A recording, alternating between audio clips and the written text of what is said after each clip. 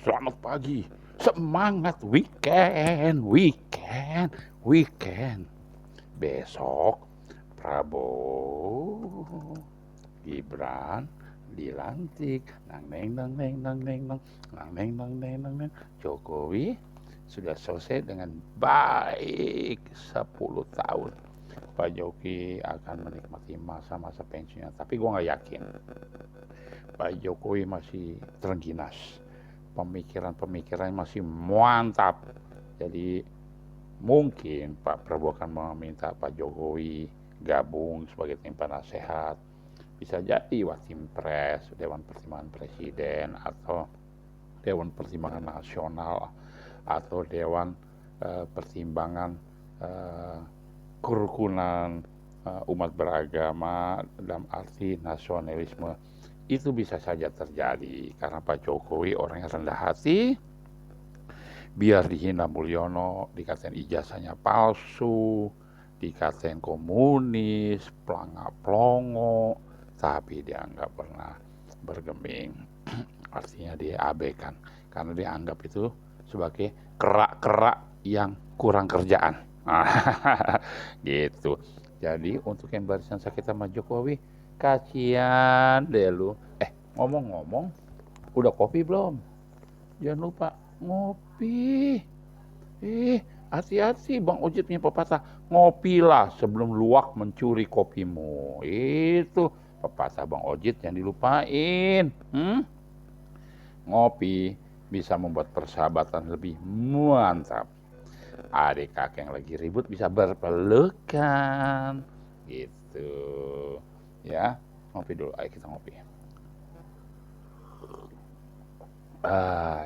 Ini baru ngopi tanpa gula, mantap. Ini kopi Singkidang dari Sumatera, tepatnya dari Aceh. Luar biasa kopi Aceh ya, sama dengan orang-orang Aceh yang luar biasa, termasuk kaum wanita yang cuantik dan eksotis begitu.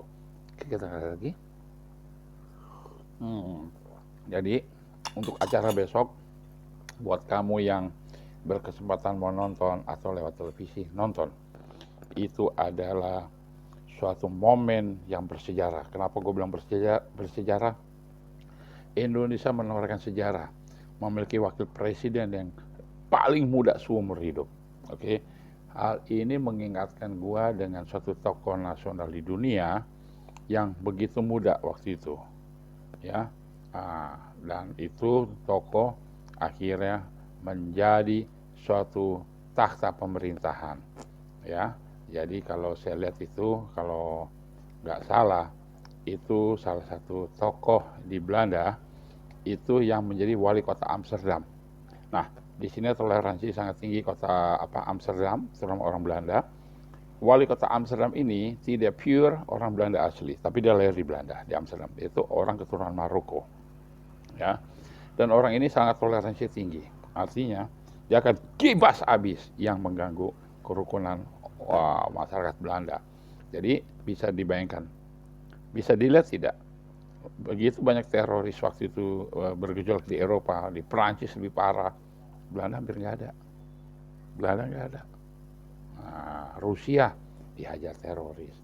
Kenapa? Orang Belanda nggak cawe-cawe,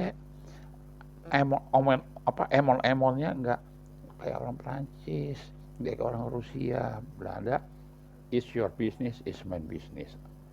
Lu ngomong agama, urusan lu. Nah, kayak gitu.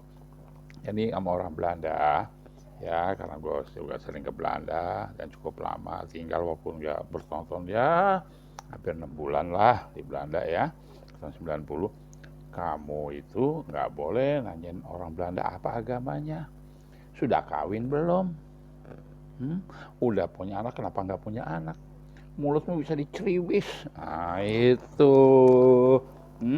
jangan, ya. Jadi besok nonton Prabowo dan Gibran untuk dilantik menjadi presiden dan wakil presiden yang terengginas 5 tahun yang akan datang. Memang tantangannya berat, tapi percayalah, Allah, Abraham, Ishak, dan Yakub menyertai bangsa ini. Selamat pagi, selamat weekend.